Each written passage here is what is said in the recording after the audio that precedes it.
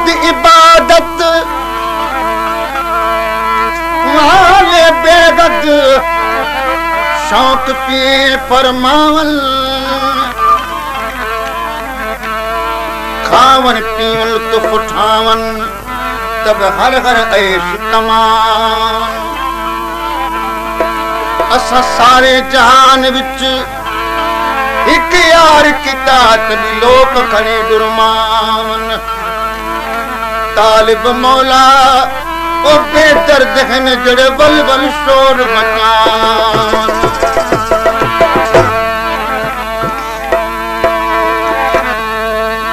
एक दिल के दर्द गजार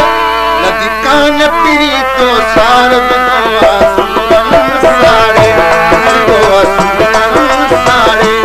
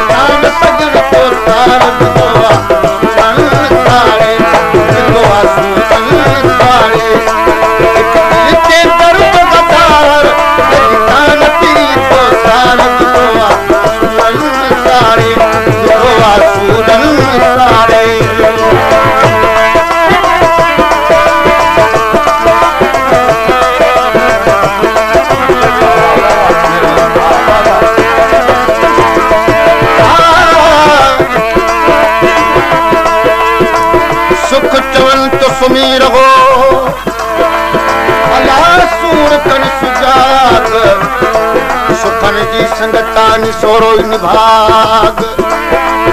सूरन मां सदा मिले मोहब्बत वारो बाग तालिब मौला मर्द थी ल सूरन मुझ सुहाग बेचारो बेराग बात देखारे दिल जी प्रभास चंदा शहर सखन का बात कष्ट मुनारी मोहम्मद सलीम कंवर महाबली शाम मिस्र तो सना हक हक मुराई शाम को हाथ की लड़ाई कसम खुदा जो सावल सना मारो की जुदाई दुनिया में निवार जान की तो सार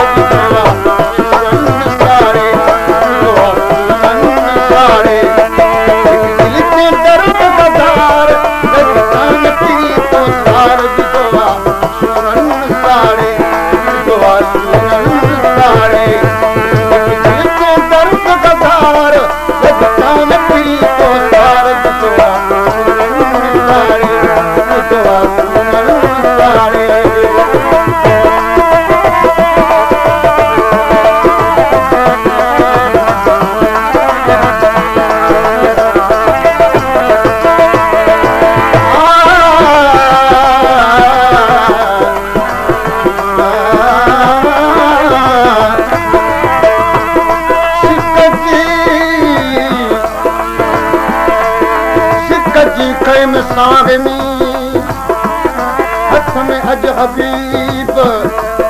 एक पासे तू थिए ॿिए पासे अजीब कलम इंसाफ अमीन थी दिल में यार नजीब तोड़ कई मुतलब मां लायक लखी लबीब ताल गुजा तबीब तुझो वतन बदलियो